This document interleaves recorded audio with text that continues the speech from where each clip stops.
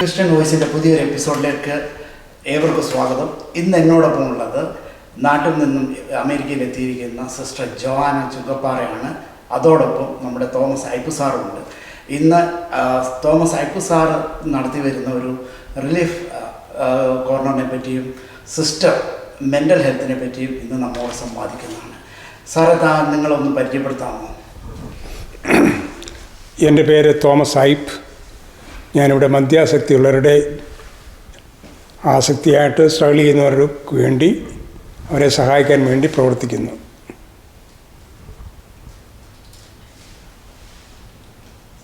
Sir എന്താണ് അതിനുവേണ്ടി ചെയ്യുന്നത്? What you do?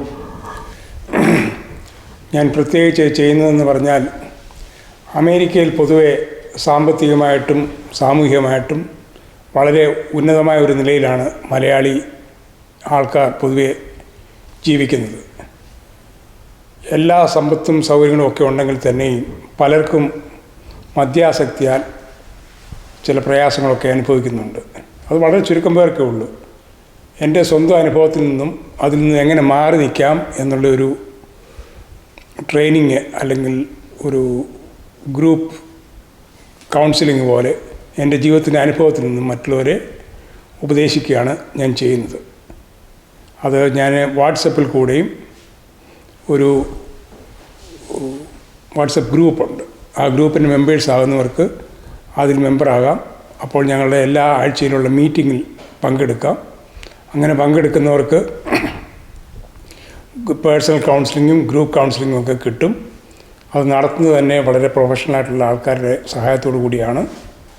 കൂടാതെ ആർക്കെങ്കിലും മദ്യാസക്തി ഉണ്ടെന്ന ഒരിക്കൽ ഞങ്ങളെ കോൺടാക്റ്റ് ചെയ്താൽ അതിൻ്റെ പ്രതിവിധി എന്ത് ചെയ്യാമെന്ന് ഞങ്ങളുടെയൊക്കെ അനുഭവത്തിൻ്റെ വെളിച്ചത്തിൽ പരസ്പരം ഷെയർ ചെയ്ത് മനസ്സിലാക്കാവുന്നതാണ്. അതുപോലെ അതുമൂലം പല കുടുംബങ്ങളും മദ്യാസക്തിയുടെ പ്രയാസം അനുഭവിക്കുന്നുണ്ട്. അങ്ങനെ വരുമ്പോൾ ജീവിത പങ്കാളികളെയും മക്കളെയും മാതാപിതാക്കളെയും ഒക്കെ എങ്ങനെ അത് ബാധിക്കുന്നതെന്ന് അറിഞ്ഞുകൊണ്ട് അവർക്കും അതിന് തക്കതായ പ്രതിവിധികൾ എന്ത് ചെയ്യാമെന്ന് ഞങ്ങൾ പൊതുവെ ഒരു പബ്ലിക് അവയർനെസ് കൊടുക്കുകയാണ് ഞങ്ങൾ ചെയ്യുന്നതിൻ്റെ ഉദ്ദേശം. സാറിൻ്റെ പ്രവർത്തികളെ പറ്റി കൂടുതൽ അറിയുന്നതിന് മുമ്പായിട്ട് സിസ്റ്ററിനെ കൂടെ നമുക്കൊന്ന് പരിചയപ്പെടുത്തി കൊടുക്കാം. Over to sister. എൻ്റെ പേര് സിസ്റ്റർ ഡോക്ടർ ജോവാൻ ചുങ്കപ്പുര. ഞാനൊരു മെഡിക്കൽ മിഷൻ സിസ്റ്ററാണ്. മദ്യപന്മാരുടെ ഇടയിൽ ഞാൻ ഈ അടുത്ത കാലത്ത് അല്ല 40 വർഷത്തോളം പ്രവർത്തിക്കുന്ന ഒരാളാണ്. മദ്യത്തിനെയുള്ള ഒരു ബോധവൽക്കരണത്തിൻ്റെ അകത്താണ് ഞാൻ ആദ്യമേ ഉൾപ്പെട്ടത്. എക്യുമിനിക്കലായിട്ട് പ്രധാനപ്പെട്ട 5 സഭകൾ ചേർന്ന് കേരളത്തിലുടനീളം ബോധവൽക്കരണമാണ് നടത്തിയിരുന്നത്. എന്നാൽ പിന്നീട് അമേരിക്കയിൽ വന്ന് പഠിച്ചപ്പോൾ ഇതൊരു രോഗമാണെന്നും അതിന് ചികിത്സ വേണമെന്നും മനസ്സിലാക്കിക്കൊണ്ട് കേരളത്തിൽ തന്നെ 4-5 ട്രീറ്റ്മെൻറ്റ് സെൻറ്ററുകൾ സ്ഥാപിക്കുകയും അതിലൊന്ന് ഇന്നും ട്രാഡ എന്ന് പറയുന്നതിൽ ഞാൻ പ്രവർത്തിക്കുകയും ചെയ്യുന്നുണ്ട്. ഇതോടൊപ്പം തന്നെ ട്രെയിനിങ് പ്രോഗ്രാമായിട്ട് കൗൺസിലിങ്ങും PG ഡിപ്ലോമകളും മാസ്റ്റേഴ്സ് ഡിഗ്രിയും എല്ലാം കൊടുക്കുന്നു. ഇതിൻ്റെ എല്ലാ ഉദ്ദേശം മറ്റൊന്നുമല്ല, ഹെൽത്ത് കെയർ സിസ്റ്റത്തിൽ നമ്മൾ ശരീരത്തിൻ്റെ രോഗങ്ങളെ മാത്രമാണ് ശ്രദ്ധിച്ചത്. മാനസിക വൈകാരിക തലത്തിലും പെരുമാറ്റ തലത്തിലുമുള്ള രോഗങ്ങളെ അവഗണിച്ചിരുന്നു. അതുകൊണ്ട് മെൻ്റൽ ഹെൽത്ത് ഫീൽഡിൻ്റെ ഒരു പ്രധാന ഭാഗമാണ് അഡിക്ഷൻ ട്രീറ്റ്മെൻറ്റ്. അതാണ് ഇന്ന് ഞാൻ ചെയ്തുകൊണ്ടിരിക്കുന്ന 2 വർഷത്തിലൊരിക്കലെങ്കിലും ഇവിടെയുള്ള സഭയിലെ ആൾക്കാരുമായി സംവാദത്തിനായിട്ടും ക്ലാസ്സുകൾക്കായിട്ടും വരുമ്പോൾ തോമസ് കുട്ടിയാണ് സഹായിക്കുന്നത്. തോമസ് കുട്ടി കഴിഞ്ഞ 10-15 വർഷമായിട്ട് ഈ ഹ്യൂസ്റ്റൺ ഏരിയയിൽ നിന്നുകൊണ്ട് ഏതാണ്ട് അമേരിക്കയുടെ എല്ലാ ഭാഗത്തു നിന്നുള്ള ആൾക്കാരെ മദ്യപാനം കൊണ്ടും അതിൻ്റെ കെടുതി കൊണ്ടും സഹിക്കുന്ന വ്യക്തികളെയും കുടുംബങ്ങളെയും പ്രത്യേകിച്ചും ഭാര്യമാരെയും മക്കളെയും സഹായിക്കുന്നതിനായിട്ട് വിഷൻ എന്നും ഹോപ്പ് ഫോർ ഫാമിലീസ് എന്നുമൊക്കെ പറഞ്ഞുള്ള കൂട്ടായ്മകളുണ്ടാക്കി. അത് വലിയധികം പ്രചോദനം നൽകുക മാത്രമല്ല, ഒരു വലിയ സപ്പോർട്ട് സിസ്റ്റമാണ്. അങ്ങനെ ഒരു സപ്പോർട്ടില്ലാതെ ഇത്തരം പെരുമാറ്റ വൈകല്യങ്ങളിൽ നിന്നും ഇത്തരം അസ്വസ്ഥതകളിൽ നിന്നും കുടുംബങ്ങൾക്കോ വ്യക്തികൾക്കോ വിട്ടുനിൽക്കാൻ പറ്റുകയില്ല. Thank you sister. ഇനിയുള്ള ചോദ്യം ഐപ്പു സാറിനോടാണ്. ഈ ചോദ്യം സാറിനോടാണ്. എങ്ങനെയാണ് ആൾക്കാരെ ലഭിക്കുന്നത്? How do you get people? ഞാനിത് അനേക വർഷങ്ങളായിട്ട് ചെയ്യുന്നതുകൊണ്ട് വേർഡ് ഓഫ് മൗത്ത് പരസ്പരം ഇങ്ങനെ പറഞ്ഞും കേട്ടുമാണ് കൂടുതൽ ആൾക്കാർ ഇതിനെപ്പറ്റി അറിയുന്നത്. കൂടാതെ മിക്കവാറും ചർച്ചുകളിലെ അച്ഛന്മാർക്കും പാസ്റ്റേഴ്സിനും ഇതിനെപ്പറ്റി അറിയാം. അവർ റെക്കമെൻഡ് ചെയ്തും സോഷ്യൽ മീഡിയയിൽ കൂടെയൊക്കെയുള്ള അറിവ് മൂലം അനേകർ ഇത് അറിഞ്ഞു കേട്ട് എന്നെ വിളിക്കുകയും അവരോട് ഈ ഗ്രൂപ്പിൽ അംഗത്വം എടുത്ത് സംസാരിക്കാനും ഇടപെടാനും ഒക്കെയാണ് ആൾക്കാരെ കിട്ടുന്നത്. സാറിന് അഭിമുഖീകരിക്കുന്ന പ്രധാന തടസ്സങ്ങൾ എന്തൊക്കെയാണ്? ഇതിൻ്റെ പ്രധാന തടസ്സം എന്ന് പറഞ്ഞു കഴിഞ്ഞാൽ നമ്മുടെ ആൾക്കാർക്ക് പൊതുവെ ഈ ആൽക്കഹോളിസം എന്നത് ഒരസുഖം ആണെന്നുള്ളതായ ഒരു തിരിച്ചറിവില്ല. അതറിയാത്രത്തോളം കാലം ഇതിനെ പ്രതിവിധി തേടാനായിട്ട് അവർ ശ്രമിക്കത്തില്ല. എൻ്റെ മീറ്റിങ്ങിൻ്റെ ഉദ്ദേശം പ്രധാനമായിട്ടും മദ്യാസക്തി ഉള്ളവർക്കും അവരുടെ കുടുംബങ്ങൾക്കും ഇതൊരു രോഗമാണെന്നുള്ളൊരു ബോധവൽക്കരണം നടത്തി അതിന് വേണ്ടതായ ട്രീറ്റ്മെൻറ്റ് എടുക്കുക എന്നുള്ളതാണ്.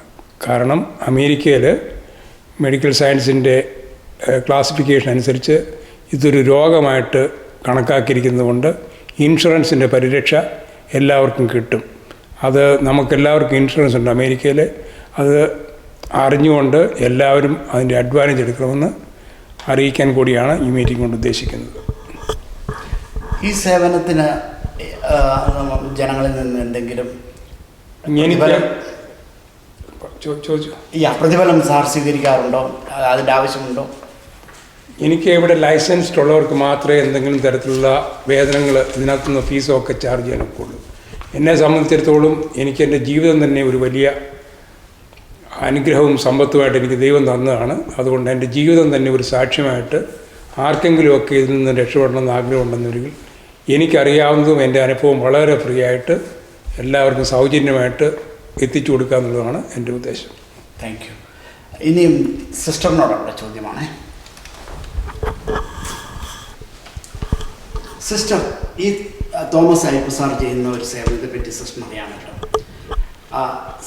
സിസ്റ്റർ അത് എങ്ങനെയാണ് ആ പ്രവൃത്തിയെ നോക്കിക്കാണുന്നത്? സിസ്റ്ററിൻ്റെ കോൺട്രിബ്യൂഷൻ എന്താണ്? തോമസ് അയ്യപ്പ സാർ ചെയ്യുന്നത് ഒരു ഇൻ്റർവെൻഷൻ തെറപ്പിയാണ്.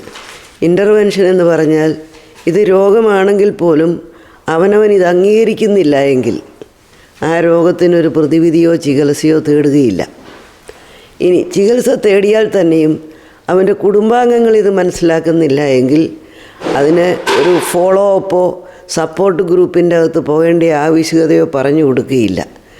ആ കാരണത്താൽ ഇങ്ങനെ ഈ റിക്കവറിക്ക് സപ്പോർട്ട് ചെയ്യുന്ന വലിയൊരു ദൂതനായിട്ടാണ് ഞാൻ തോമസ് അയ്യപ്പനെയും അദ്ദേഹത്തിൻ്റെ കൂട്ടാളികളെയും കാണുന്നത്. ഒരു ഹാൻഡ്ഫുൾ ഓഫ് കൂട്ടാളികളാണ് സപ്പോർട്ട് ചെയ്ത് ഇവരെ പിടിപ്പിച്ച് നിർത്തിയിരിക്കുന്നത്. തന്നെയല്ല, ഒരു വ്യക്തി മദ്യപിക്കുമ്പോൾ ഭാര്യയ്ക്കുണ്ടാകുന്ന അസ്വസ്ഥത, ആ മക്കൾക്കുണ്ടാകുന്ന ഭാവിയുടെ തകർച്ച, അവരുടെ ജീവിതത്തിൽ ജനറേഷണൽ ഗ്യാപ്പ് തന്നെ ഉണ്ടാക്കുന്നു. ഇവർ വിവാഹത്തിന് പോലും ഒരുങ്ങുന്നില്ല, വിവാഹം കഴിക്കാൻ തയ്യാറാകുന്നില്ല, ജീവിതത്തെ വെറുക്കുന്നു, മാതാപിതാക്കളോടും കുടുംബത്തോടും അകൽച്ചയുണ്ടാക്കുന്നു. അവർ തന്നെ ചില മോഡലുകളാക്കി മറ്റഡിക്ഷനിലേക്ക് പോകുന്നു. ഇതിനെല്ലാം ഒരു പ്രതിവിധി എന്ന് പറയുന്നത് ഒരു ഹോസ്പിറ്റൽ ബേസ്ഡ് ചികിത്സയോ ഒരു ഡി അഡിക്ഷൻ സെൻറ്ററിലെ കൗൺസിലിങ്ങോ മാത്രം പോരാ. സോഷ്യലി ഗ്രാസ് റൂട്ട് ലെവലിൽ വർക്ക് ചെയ്യുന്ന, ബോധ്യങ്ങൾ ഉളവാക്കി കൊടുക്കുന്ന, ദൈനംദിനം ഇവരെ നർച്ചർ ചെയ്യുന്ന, ഇവരെ വളർത്തുന്ന, ഉൾക്കാഴ്ച കൊടുക്കുന്ന, ക്ലാരിറ്റി കൊടുക്കുന്ന ഒരു കൂട്ടായ്മയാണിത്. അത് ഞാൻ വലിയൊരു സംരംഭമായിട്ടാണ് കാണുന്നത്. ചികിത്സ എന്ന് പറയുന്നത് ആരംഭിക്കുന്നത് തന്നെ മോട്ടിവേഷൻ എൻഹാൻസ്മെൻ്റാണ്. അതിൻ്റെ ഭാഗം തുടർന്നുകൊണ്ട് പോകുന്നതും ആരംഭിക്കുന്നതും ഇവരിലാണ്. Thank you sister. സിസ്റ്റർ കേരളത്തിലും കേരളത്തിന് പുറത്തും ഇന്ത്യക്ക് പുറത്തും പല സ്ഥലങ്ങളിലും യാത്ര ചെയ്യാറുണ്ട്. ഇങ്ങനെയുള്ള അഡിക്ഷനുള്ള ആൾക്കാരുമായിട്ട് കാണാറുണ്ട്. എന്താണ് അവിടെയുള്ള ആൾക്കാരും നമ്മുടെ ഇവിടെയുള്ള ആൾക്കാരും തമ്മിലുള്ളൊരു വ്യത്യാസം എന്തെങ്കിലും ഉണ്ടോ? ഓരോ രാജ്യത്തും അഡിക്ഷൻ്റെ അകത്ത് വ്യത്യാസമുണ്ട്. ഇപ്പോൾ കേരളത്തിൽ മദ്യപിക്കുന്ന ആൾക്കാരെ സംബന്ധിച്ച് കേരളത്തിൽ അതിനൊരു അംഗീകാരം ലഭിച്ചിട്ടില്ല. മദ്യം ഉപയോഗിക്കുന്നവരുണ്ട്, ചില പാർട്ടികളിലെല്ലാം ധാരാളം സെർവ് ചെയ്യുന്നുണ്ട്. എല്ലാ ദിവസവും തന്നെ കിട്ടും. ചില ദിവസങ്ങൾ മാത്രമേ ഡ്രൈ ഡേയ്സ് ആയിട്ട് വെച്ചിട്ടുള്ളൂ. അതുപോലും ഓരോ ഗവൺമെൻറ് മാറി മാറി വരുമ്പോൾ മാറ്റുന്നുമുണ്ട്. എന്നാൽ ഈ രാജ്യത്ത് അങ്ങനെയല്ല. ഏത് സമയത്തും എവിടെയും വിളമ്പുന്നു, കുടിക്കുന്നു, സ്വാതന്ത്ര്യമുണ്ട്, പണമുണ്ട്, സൗകര്യമുണ്ട്. എന്നെ കൂട്ടായ്മകളിൽ പലയിടത്തും ഫാമിലി ഗെറ്റ് ടുഗദറിലും ഫാമിലിയുടെ അനുവാദത്തോടു കൂടി തന്നെ പരസ്യമായിട്ട് വിളമ്പുന്നു, കുടിക്കുന്നു എന്ന് പറയുമ്പോൾ സത്യത്തിൽ ഈ വ്യക്തിയെ സംബന്ധിച്ച് മനസാക്ഷിക്കൊരു ചോദ്യചിഹ്നം വരാനായിട്ട് ഉള്ള സാധ്യത കുറവാണ്. അഡിക്റ്റായി ഹെൽപ്ലെസ് ആകുമ്പോഴേക്കും എല്ലാവരും ആളെ തഴയും. അതിനു മുമ്പ് ആരും നിയന്ത്രിക്കുന്നില്ല, നിയന്ത്രിക്കാനൊട്ട് അവകാശവുമില്ല. അത്രമാത്രം ഫ്രീഡവും പണവും സൗകര്യവും ഈ രാജ്യത്തുണ്ട്. Thank you sister. ഈ അഡിക്ഷൻ അല്ലെങ്കിൽ മദ്യാസക്തി ഒരു രോഗമാണെന്ന് ജനങ്ങൾക്കറിയാമോ? എങ്ങനെയാണ് ബോധവൽക്കരിക്കുന്നത്? ഞാൻ ആദ്യമേ പറയട്ടെ, 40 കൊല്ലം മുമ്പ് നമ്മളിതിൻ്റെ അകത്ത് പ്രവർത്തിക്കുമ്പോൾ ഇത് രോഗമാണെന്ന് ആരും സമ്മതിച്ചിരുന്നില്ല. ഒരു ക്യാരക്ടർ ഡിസോർഡർ, അല്ലെങ്കിൽ ഒരു തോന്നിവാസം, അല്ലെങ്കിൽ ഒരു അഹംഭാവം, അല്ലെങ്കിൽ പറഞ്ഞാൽ കേൾക്കാത്ത ഒരു പുരുഷൻ്റെ ആധിപത്യം, ഇങ്ങനെയൊന്നും ഒത്തിരി വേർഡ്സാണ് നമ്മൾ മലയാളികൾ ഉപയോഗിച്ചിരുന്നത്. അങ്ങനെ കാണുമ്പോൾ ഈ ആളോട് ഒരു സിമ്പതി, എമ്പതി മെഡിക്കൽ കരിയറിലുള്ളവർക്കും ഇല്ല, വീട്ടിലുള്ളവർക്കും ഇല്ല, നാട്ടുകാർക്കും ഇല്ല. അങ്ങനെ ഒരവസ്ഥയിലായിരുന്നു പോയിരുന്നത്. എന്നാൽ കഴിഞ്ഞ ഒരു 20 വർഷമായിട്ട് ജനങ്ങൾക്കറിയാം. കുറച്ച് മീഡിയ കേരളത്തിൽ ഒത്തിരി എഴുതാൻ തുടങ്ങി, പറയാൻ തുടങ്ങി, സംഭവങ്ങൾ എടുത്തു വെച്ചു. ഞാനും കുറേ പുസ്തകങ്ങൾ എഴുതി. ലഹരി എന്ന പേരിൽ മലയാളത്തിൽ തന്നെ എഴുതി. ഇത് സയൻറ്റിഫിക്കായിട്ട് തന്നെ ഡിസ്കവറി ചെയ്തിരിക്കുന്നു. ഇതൊരു രോഗമാണ്. ലോകാരോഗ്യ സംഘടന ഇതിനെ രോഗത്തിൻ്റെ ലിസ്റ്റിൻ്റെ അകത്ത് തോമസ് ഊട്ടി പറഞ്ഞതുപോലെ ICD-10, DSM-3, DSM-4 R അതിനകത്ത് ലോകാരോഗ്യ സംഘടന തന്നെ നിർവചനത്തിൻ്റെ അകത്ത് കൊണ്ടുവന്നു. അമേരിക്കൻ മെഡിക്കൽ അസോസിയേഷനും കൊണ്ടുവന്നു, ലോകം മുഴുവനിലും കൊണ്ടുവന്നു. ഇന്ത്യയിലെ തന്നെ സൈക്യാട്രിക് ക്ലാസിഫിക്കേഷൻ്റെ അകത്ത് വന്നു. എങ്കിലും പ്രൊഫഷണൽ മനുഷ്യർ മാത്രമേ ഇന്നും അസുഖമായിട്ട് കാണുന്നുള്ളൂ. കാരണം അവർ നോക്കുമ്പോൾ പനി വന്നാൽ ഒരാൾക്ക് വരുന്ന ക്ഷീണം, അല്ലെങ്കിൽ ക്ഷയം വന്നാലുള്ള ചുമ, ഇങ്ങനെയുള്ള ഒരു കാണപ്പെടുന്ന സിംറ്റം ഇല്ല. പക്ഷേ ഇതൊരു ബ്രെയിൻ ഡിസീസാണ്. ബ്രെയിനിൻ്റെ കെമിസ്ട്രിയിൽ ഒരു ഫങ്ഷനിൽ ഒരു വ്യത്യാസം വന്നിരിക്കുന്നു. ഈ ഡോപ്പമിൻ പ്ലഷർ പോയിൻ്റ് റീപ്ലേസ് ചെയ്തിരിക്കുകയാണ് അഡിക്റ്റീവ് പാത്വേ കൊണ്ട്. അതുപോലെ തന്നെ ഈ വ്യക്തിക്ക് ചെറിയ ചെറിയ കാര്യങ്ങളിൽ പോലും ആകാംക്ഷയും ഉത്കണ്ഠയും വരുന്നു മദ്യം എടുത്തില്ലെങ്കിൽ. മദ്യം എടുക്കുന്നതിന് മുമ്പ് അതില്ലായിരുന്നിരിക്കാം, അല്ലെങ്കിൽ കുറച്ചുണ്ടായിരുന്നിരിക്കാം. അത് അതിൻ്റെ 4 ഇരട്ടിയോ 5 ഇരട്ടിയായിട്ട് കൂടി. അതുകൊണ്ട് തന്നെത്താനെ ഒരു തീരുമാനം എടുക്കാനോ, തീരുമാനം എടുത്താൽ തന്നെ അതിൽ പിടിച്ചു നിൽക്കാനോ പറ്റാത്ത ഒരവസ്ഥ ബ്രെയിനിനുണ്ട്. ഈ വ്യക്തി ഒരു പരിധിവരെ ഹെൽപ്ലെസ് ആണ് എന്ന് മനസ്സിലാക്കുന്നില്ല. സുഖക്കേടാരും വിളിച്ചു വരുത്തുന്നതല്ലല്ലോ. സാറിന് ഈ സിസ്റ്റർ പറഞ്ഞതിനോട് എന്തെങ്കിലും ചോദ്യം ചോദിക്കാനുണ്ടോ, എന്തെങ്കിലും അഭിപ്രായം പറയാനുണ്ടോ? അതായത് നാട്ടിലുള്ളവരും അമേരിക്കയിലുള്ളവരും സാറ് കണ്ടിട്ടുള്ള വ്യത്യാസം. മദ്യപാനം ഏത് രാജ്യത്ത് കുടിച്ചാലും ശരി, കുടിക്കുന്നവർക്കെല്ലാം തലയ്ക്ക് പിടിക്കും. തലയ്ക്ക് പിടിച്ചു കഴിഞ്ഞാൽ അവരുടെ ബിഹേവിയർ അതിന് വ്യത്യാസമുണ്ട്. അതുകൊണ്ട് മദ്യം ഏത് രാജ്യത്ത് കുടിച്ചാലും ശരി, അതെല്ലാവരെയും ഒരുപോലെയാണ് തലച്ചോറിനെ ബാധിക്കുന്നത്. ഓരോ വ്യക്തികളുടെ ആരോഗ്യം അനുസരിച്ച് അതിന് വ്യത്യാസം ഉണ്ടാകുമെന്ന് മാത്രമേ ഉള്ളൂ. അതുകൊണ്ട് ഏത് രാജ്യത്തായാലും ഇത് ദോഷം മാത്രമേ ചെയ്യുകയുള്ളൂ. Thank you sir. സാറ് കണ്ടിട്ടുള്ള മദ്യാസക്തി ഉള്ളവരുടെ കുടുംബജീവിതം എങ്ങനെയാണ്, കുടുംബക്കാരെങ്ങനെയാണ് അതിനെ നോക്കിക്കാണുന്നത്?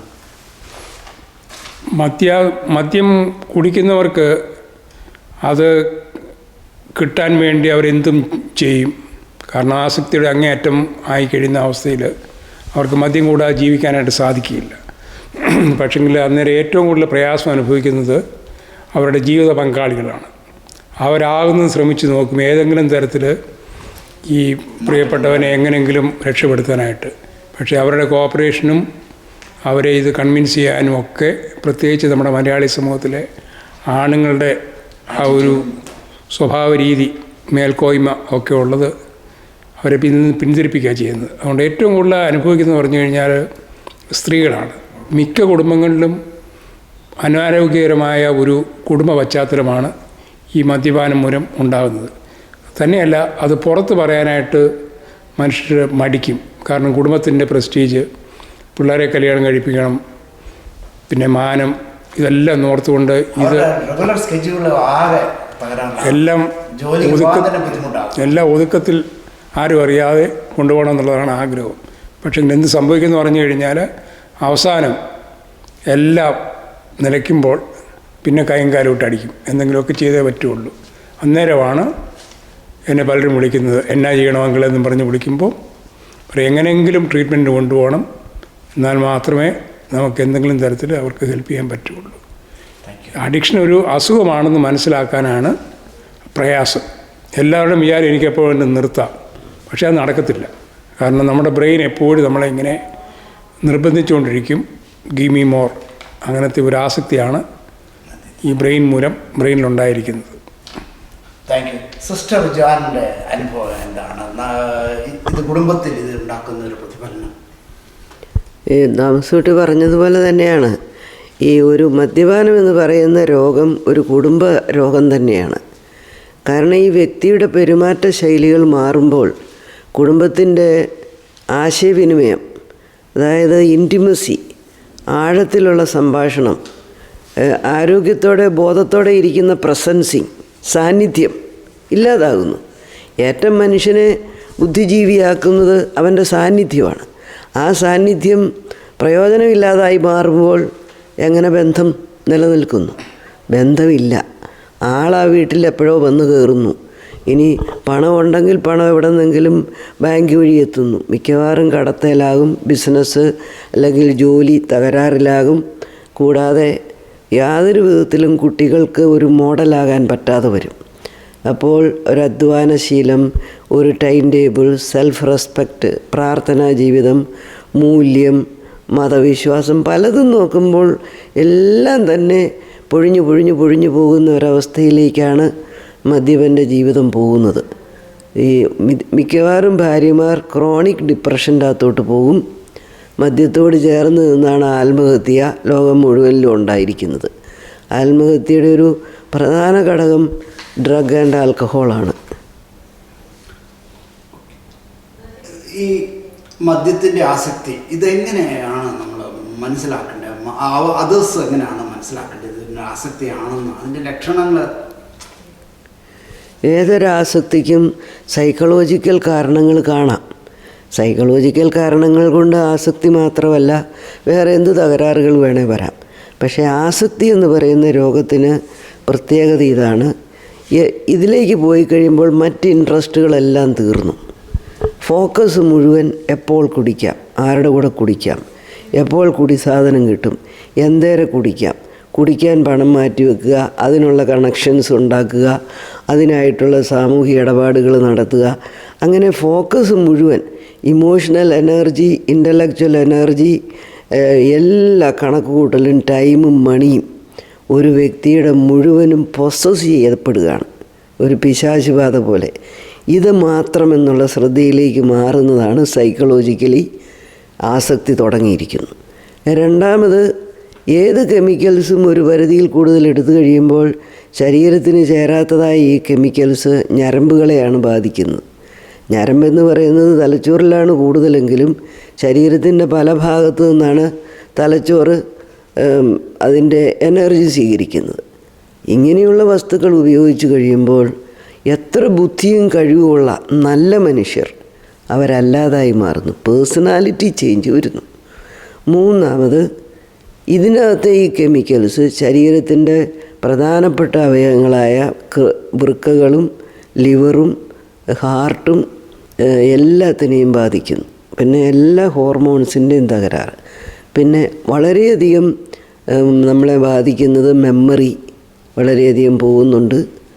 പിന്നെ നമ്മുടെ പെരുമാറ്റങ്ങൾ മുഴുവനും ഒരു സാമൂഹികമായി ഇടപെടുന്ന രീതികളിലെല്ലാം തകരാറുകൾ വരും. മറവി കൊണ്ട്, ബ്ലാക്ക് ഔട്ട് കൊണ്ട് പല ആക്സിഡൻറ്റുകൾ ഉണ്ടാക്കും. പിന്നെ സാമൂഹികമായി ഒറ്റപ്പെടും. അങ്ങനെ socially, spiritually, intellectually, physically, emotionally ഒരാൾ ഏറ്റവും തകരുന്ന ഒരു ആസക്തിയാണ് ഈ മദ്യപാനം.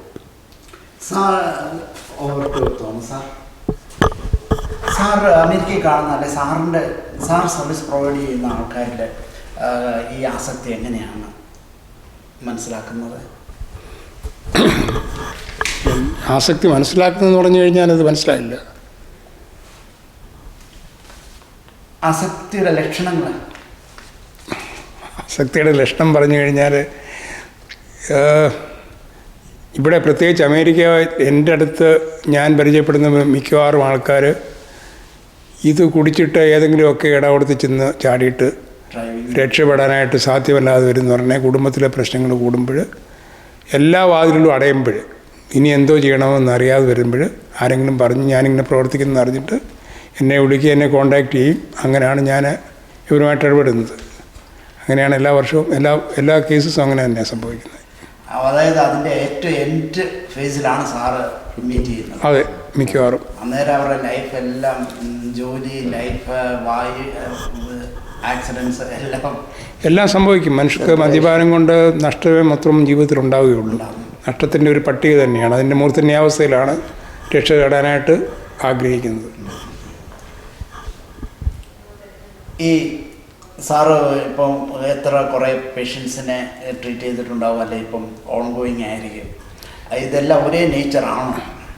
ഞാൻ എൻ്റെ അറിവനുസരിച്ച് ഒരു 60 ഫാമിലിയിലെങ്കിലും കഴിഞ്ഞൊരു 10 വർഷമായിട്ട് ഡയറക്റ്റായിട്ട് ഇൻവോൾവ് ചെയ്ത് ഓരോ ഫാമിലിയുമായിട്ടും വ്യക്തികളുമായിട്ടും ഇടപെട്ട് വർക്ക് ചെയ്യുന്നുണ്ട്. അതിനകത്ത് ഏറ്റവും കഷ്ടമെന്ന് പറയുന്നത് ഈ മദ്യപാനത്തിൻ്റെ ആസക്തി മൂലം കഷ്ടപ്പെടുന്ന ഒരു നല്ല ശതമാനം ആൾക്കാർ ആയുസ്സെത്താതെ മരിച്ചു പോകുന്നു. എൻ്റെ കൂടെ തന്നെയുള്ളൊരു 4-5 പേരെ ഈ ഭൂമിയിൽ ഇന്നിപ്പോഴില്ല. അവരെല്ലാം ഒരു 50-നും 60-നും ഇടയ്ക്ക് പ്രായമുള്ളവരാണ്. 50 താഴെയുള്ളവർ വരെയുണ്ട്. കാരണം മരണം ഏത് സമയത്തും വരും. രോഗം വന്നു കഴിഞ്ഞാൽ ഇതിന് ചികിത്സയില്ല, മരണമേ ഉള്ളൂ. അങ്ങനെ കഷ്ടത. പിന്നെ അതുകൂടാതെ ഈ രോഗം മൂലം അനുഭവിക്കുന്നതായ സാമ്പത്തികവും, പിന്നെ ഏറ്റവും കൂടുതൽ കഷ്ടമെന്ന് പറഞ്ഞാൽ വീട്ടിലെ സ്ത്രീകൾ, ജീവിത പങ്കാളികൾ. പല കുടുംബങ്ങളിലും ഇതുകൊണ്ട് ഡിവോഴ്സും പിന്നെ മാറി താമസിക്കുകയും ഒക്കെ ചെയ്യുന്ന അനുഭവങ്ങൾ കൂടി കടന്നു പോകുന്നുണ്ട്. അവരെയൊക്കെ സപ്പോർട്ട് ചെയ്യാനായിട്ട് സാധിക്കുന്നുണ്ട്. ഞങ്ങളുടെ ഒരു ലേഡീസിൻ്റെ ഒരു ഗ്രൂപ്പ് തന്നെ എല്ലാ വ്യാഴാഴ്ചയും കൂടിയിട്ട് ഒരു മീറ്റിംഗ് നടത്തുന്നുണ്ട്. എൻ്റെ ഫോണ് എല്ലാ വ്യാഴാഴ്ച ഓരോ മീറ്റിംഗ് നടത്തുന്നുണ്ട്. ആ മീറ്റിങ്ങിൻ്റെ പലരും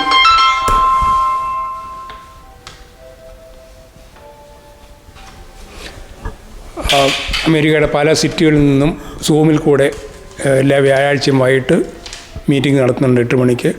അത് പല ഫാമിലി കൗൺസിലേഴ്സും ലീഡേഴ്സും വന്ന് അതിന് ക്ലാസ് എടുക്കുകയും ഈ സ്ത്രീകൾ തന്നെ പരസ്പരം അങ്ങോട്ടും ഇങ്ങോട്ടും വിളിച്ചും സപ്പോർട്ട് ചെയ്തുമൊക്കെ അവരുടെ ഭാരങ്ങളും പ്രയാസങ്ങളും ഒക്കെ പങ്കുവെച്ച് പരസ്പരം ബലപ്പെടുത്തി വളരെ പ്രത്യാശയോടുകൂടി ജീവിതത്തിലേക്ക് തിരിച്ചു വരുന്ന ഒത്തിരി കുടുംബങ്ങളുണ്ട്.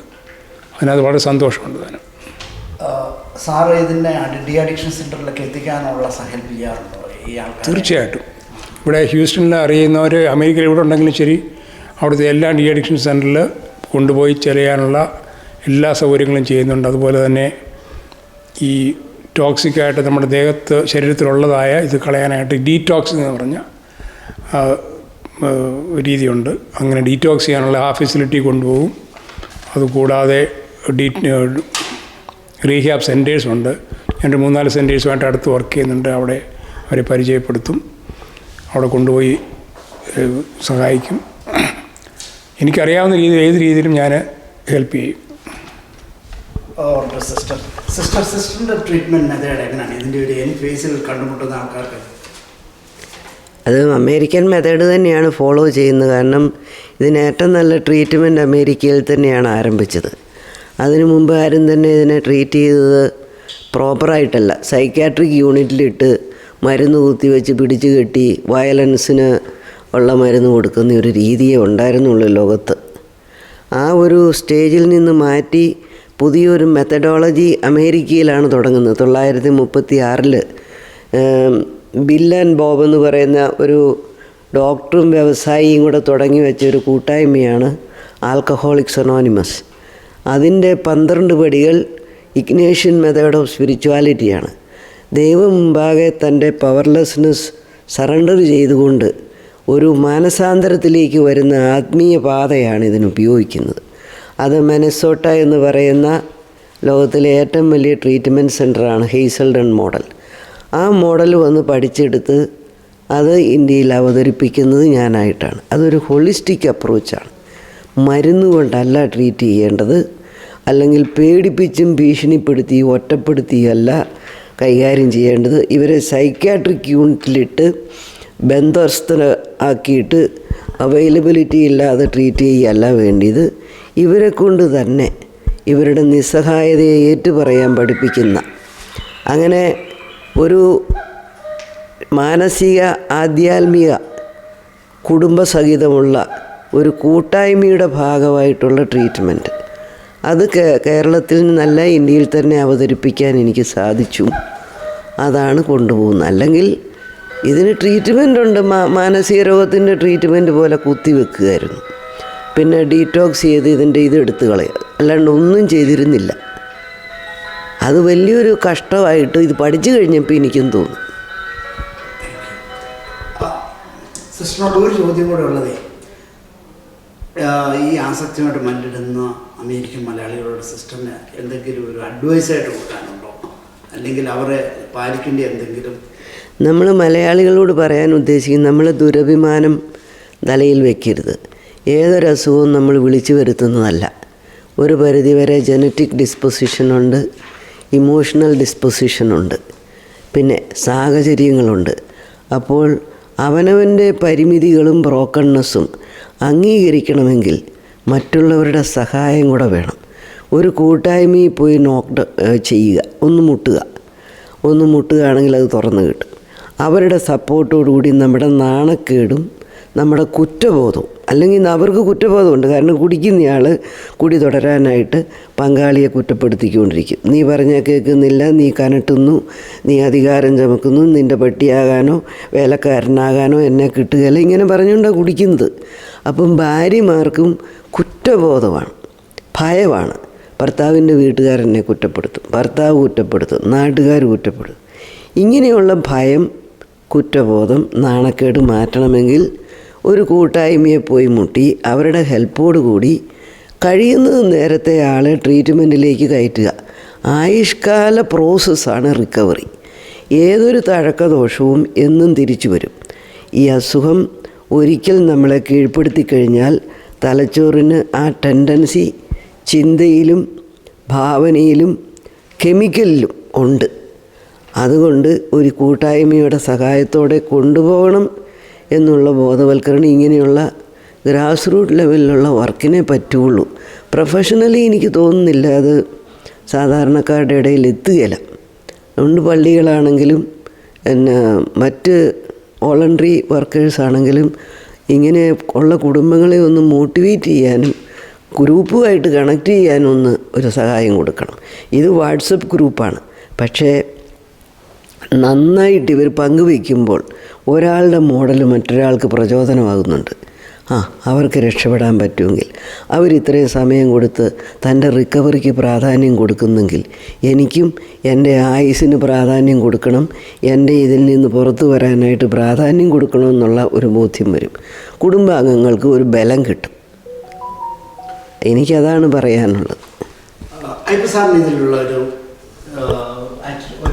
പോയിന്റ് എന്താണ്? സിസ്റ്റർ പറഞ്ഞതുപോലെ ഈ കൂട്ടായ്മയിൽ കൂടെയാണ് സൗഖ്യം കിട്ടുന്നത്. There is healing in fellowship.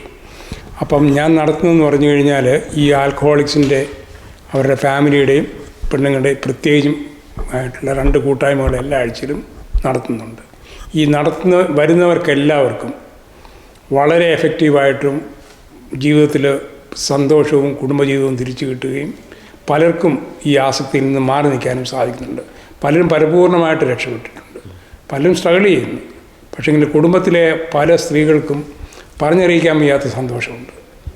ചിലർക്ക് വരാൻ മടിയാണെങ്കിൽ തന്നെ അവരെന്നോട് വ്യക്തിപരമായിട്ട് വിളിച്ച് സംസാരിക്കുകയും എനിക്കറിയാവുന്ന എൻ്റെ അനുഭവത്തിൻ്റെ വെളിച്ചത്തിൽ ഞാൻ മാക്സിമം അവരെ പറഞ്ഞ് മനസ്സിലാക്കുന്നുണ്ട്. എനിക്ക് എൻ്റെ അനുഭവത്തിൽ നിന്ന് ഒത്തിരി പ്രയോജനം അനേകർക്ക് ചെയ്യുന്നുണ്ട്. അതാണ് എൻ്റെ ഒരു മോട്ടിവേഷൻ. കാരണം എന്നെപ്പോലെ ഒരാളിന് മദ്യപാനത്തിൽ നിന്ന് മാറി നിൽക്കാൻ സാധിക്കുന്നവരിൽ ഏത് മദ്യപാനിക്കും മാറാമെന്നുള്ളതാണ് എൻ്റെ പൂർണ്ണ വിശ്വാസം. അതുകൊണ്ട് എൻ്റെ അനുഭവം തന്നെ ഒരു ഗുരു എന്നുള്ള രീതിയിലാണ് ഞാൻ എല്ലാവരോടും കോണ്ടാക്ട് ചെയ്യുന്നതും പറഞ്ഞ് മനസ്സിലാക്കുന്നതും. ഞാൻ ഈ സിസ്റ്ററിൻ്റെ റീഹാബ് സെൻറ്റർ കോട്ടയത്ത് ബാക്ക് ഇൻ 2007 ഞാൻ അവിടെ പോയി താമസിച്ചതാണ്. വളരെ നല്ലൊരു റീഹാബ് സെൻ്ററാണ് സിസ്റ്റർ കോട്ടയത്ത് നടത്തുന്നത്. അതിൻ്റെ കൂടെ ഒരു എഡ്യൂക്കേഷൻ സെൻറ്റർ അവിടെ നടത്തുന്നുണ്ട്. അപ്പോൾ ഒരു കാര്യം എനിക്ക് ഫൈനലായിട്ട് ഇതിനകത്ത് പറയാനുള്ളത്, ഏതെങ്കിലും തരത്തിൽ ഈ ഹ്യൂസ്റ്റണിലോ അമേരിക്കയുടെ ഏതെങ്കിലും ഭാഗത്തോ ഈ ക്ലിപ്പ് കേൾക്കുന്നവർക്ക് നിങ്ങളെയോ നിങ്ങളുടെ പ്രിയപ്പെട്ടവരോ ആരെങ്കിലും മദ്യാസക്തി കൊണ്ട് കഷ്ടപ്പെടുകയോ ദുഃഖത്തിലാകുകയോ ഉണ്ടെങ്കിൽ അവർക്ക് റിക്കവർ ചെയ്യണമെന്ന് ആഗ്രഹമുണ്ടെന്നൊരിക്കൽ എന്നെ കോണ്ടാക്ട് ചെയ്ത് കഴിഞ്ഞാൽ എൻ്റെ എല്ലാ സഹായവും പിന്തുണയും അവർക്ക് കിട്ടും. എനിക്ക് ഒരു പൈസയും വേണ്ട. ആരുടെയെങ്കിലും ഒരു ജീവൻ രക്ഷപ്പെട്ടു കഴിഞ്ഞാൽ ദൈവസന്നിധിയിൽ അത് കിട്ടുന്നതായ ആ ഒരു പ്രതിഫലം മാത്രമേ ഞാൻ ആഗ്രഹിക്കുന്നുള്ളൂ. കൂടാതെ ഇവിടെ ഒരു ട്രീറ്റ്മെൻറ്റ് നടത്തണമെന്നൊരിക്കൽ ഒരു ആവറേജ് ഒരു $20,000 ഒരു മാസമാണ് ഇപ്പോഴത്തെ കണക്കനുസരിച്ച്. ഒരു മാസം. എന്നാൽ ഈ സെയിം ട്രീറ്റ്മെൻറ്റ് കോട്ടയത്ത് നമ്മുടെ ഈ സിസ്റ്ററൊക്കെ നടത്തുന്ന സ്ഥാപനത്തിൽ ചെന്ന് കഴിഞ്ഞാൽ ഏകദേശം 20,000 രൂപയ്ക്ക് റുപ്പീസ് കൊണ്ട് ആ ട്രീറ്റ്മെൻറ്റ് നടന്ന് കിട്ടും. അഫോർഡബിൾ റേറ്റിലോട്ട് അതെ, അത് ഇപ്പം നാട്ടിലെ റേറ്റ് അനുസരിച്ച്. പിന്നെ അമേരിക്കയിൽ നിന്ന് ചെല്ലുന്നവർക്ക് സുഖ സൗകര്യങ്ങൾ കൂടുതൽ വേണമെന്നില്ല, അതിന് തന്നെ എയർ കണ്ടീഷൻ റൂംസ് പ്രത്യേകം തിരിച്ച് ഉണ്ടാക്കിയിട്ടുണ്ട്. അതിന് ഇച്ചിരി ഫീസ് കൂടുതലായിരിക്കും, കാരണം നാട്ടിലെ ചിലവല്ലേ. അതുകൊണ്ട് ഇവിടെ ട്രീറ്റ്മെൻറ്റിന് പോകാൻ സാധ്യമല്ലാത്തോ ഇൻഷുറൻസ് ഇല്ലാത്തവരോ ഉണ്ടെന്നൊരിക്കൽ നാട്ടിൽ സിസ്റ്ററുടെ ഈ സ്ഥാപനത്തിൽ പോയാൽ നല്ല കെയറും ട്രീറ്റ്മെൻറ്റും കിട്ടും. അതെൻ്റെ അനുഭവം കൂടെയാണ്. ഓവർ ടു സിസ്റ്ററിൻ്റെ ഒരു പ്രസ്ഥാനം നാട്ടിലുണ്ടെന്ന് പറഞ്ഞു. അതിൽ അമേരിക്കയിൽ നിന്നുള്ളവർ വരാറുണ്ടോ? ഉണ്ട്.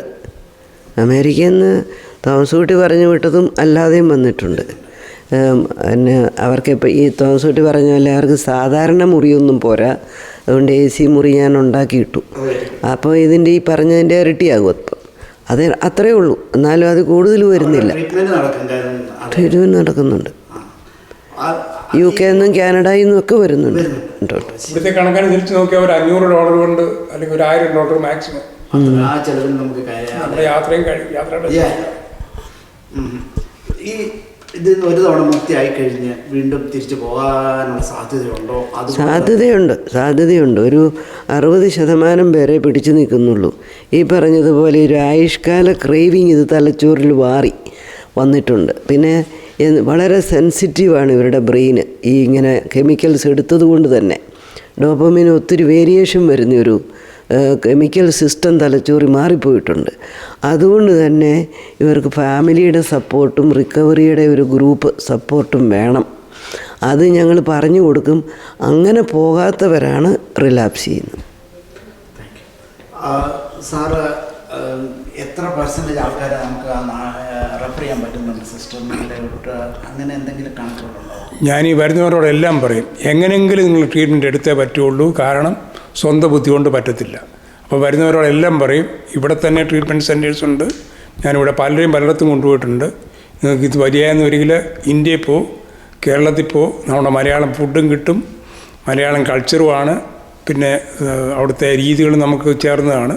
അതുകൊണ്ട് ആരോടെല്ലാം ഞാൻ സംസാരിക്കുന്നവരോടെല്ലാം നാട്ടിലെ സൗകര്യങ്ങളും ഇവിടുത്തെ സൗകര്യങ്ങളും ഞാൻ പറഞ്ഞു കൊടുക്കാറുണ്ട്. നമ്മുടെ കേരളത്തിൽ നിന്നുള്ള ആൾക്കാർ മൈഗ്രേറ്റഡ് ആയുള്ള പല ജാതിയിലുള്ളവരുണ്ട്, പല വ്യവസ്ഥയിലുള്ളവരുണ്ട്.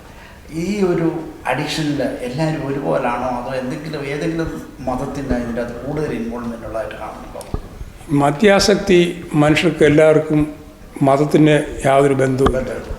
അതിനകത്ത് ക്രേവിങ് കൂടിക്കഴിഞ്ഞാൽ ഉപയോഗം കൊണ്ടാണ് ഇതൊരു ജീവിതത്തിൻ്റെ ഒരു ഭാഗമായിട്ട് മാറുന്നത്.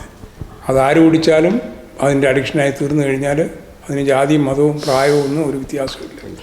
സാറിനെ എല്ലാ രീതിയിലുള്ള ആൾക്കാരും കോൺടാക്ട് ചെയ്യാം? എല്ലാവരും ഉണ്ട്. ഇതിൽ ജെൻസൊന്നോ ലേഡീസൊന്നോ? ലേഡീസ് വളരെ കുറവ്. നമ്മുടെ മലയാളി ലേഡീസ് ആരും തന്നെ ഇല്ല എൻ്റെ കൂട്ടത്തിൽ. ആണുങ്ങൾ കുടിക്കുന്നു, പെണ്ണുങ്ങൾ സഹിക്കുന്നു. അനുഭവം എന്താണ് ഈ ഒരു കാര്യത്തിൽ? ജാതിയുടെ എന്തെങ്കിലും കൺസിഡറേഷൻ? ജാതിക്കകത്ത് മതപരമായിട്ട് ഇസ്ലാമിലാണ് ഇപ്പോൾ കുറവ് കണ്ടിരിക്കുന്നത്. കേരളത്തിലാണെങ്കിലും ആ ഒരു ഗ്രൂപ്പിൽ നിന്ന് അധികം പേര് ട്രീറ്റ്മെൻറ്റ് സെൻ്ററുകളിൽ കാണുന്നില്ല. കുടിക്കുന്നുണ്ടോയെന്നറിയത്തില്ല. എല്ലാ കാര്യങ്ങളിലും ഒരു ഇച്ചിരി വ്യത്യസ്തരായതുകൊണ്ട് നമുക്കറിയത്തുമില്ല. പിന്നെ അല്ലാത്തവരെല്ലാം ഒരുപോലെ തന്നെ എല്ലാവരും സിസ്റ്ററിനെ കോൺടാക്ട് ചെയ്യാറുണ്ട്. ഉണ്ട്. എല്ലാ കാറ്റഗറിയും കിടപ്പുണ്ട് എപ്പോഴും.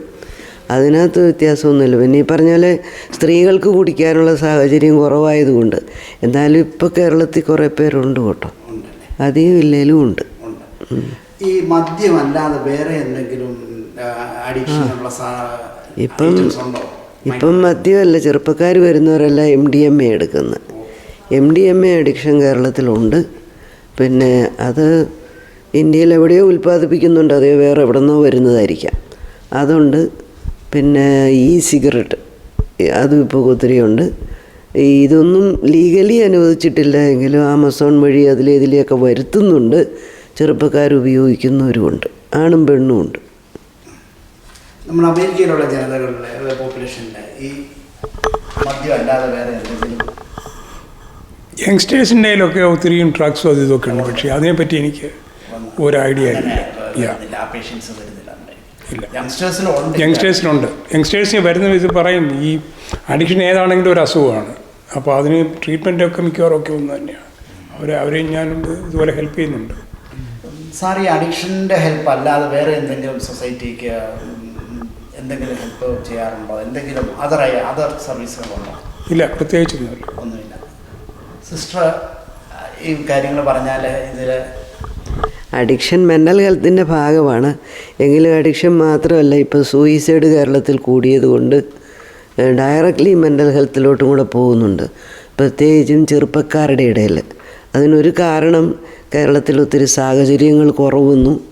അതുമാത്രമല്ല, ഇപ്പം എല്ലാവരും എഡ്യൂക്കേറ്റഡായിട്ട് ജോബില്ലാതെ വരുന്നു.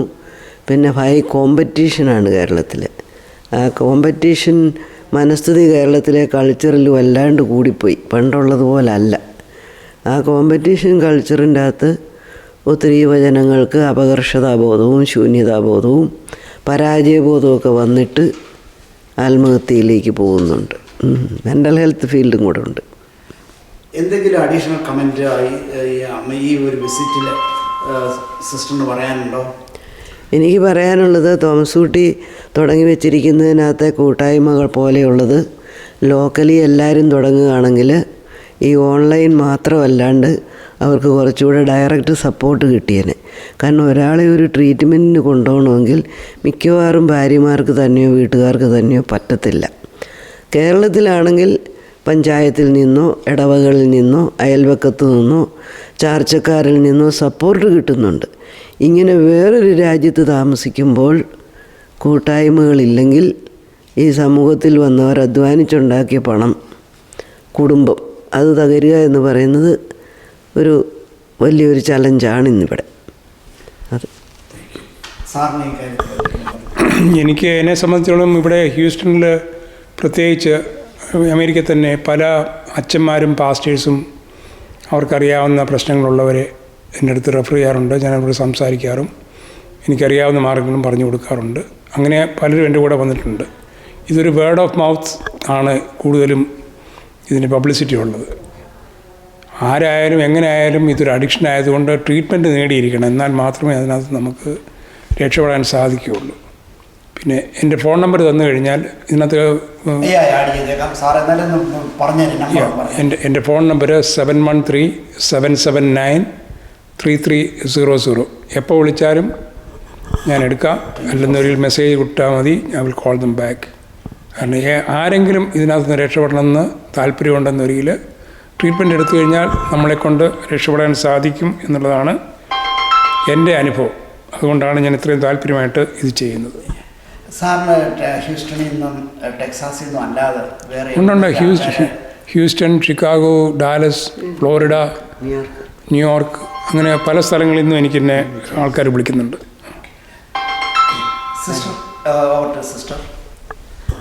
സിസ്റ്റർ ഈ ഒരു യാത്രയിൽ എവിടൊക്കെയാണ് പോകുന്നത്? എവിടൊക്കെയുള്ള ആൾക്കാരെ എങ്ങനെയാണ് കോണ്ടാക്ട് ചെയ്യുന്നത്?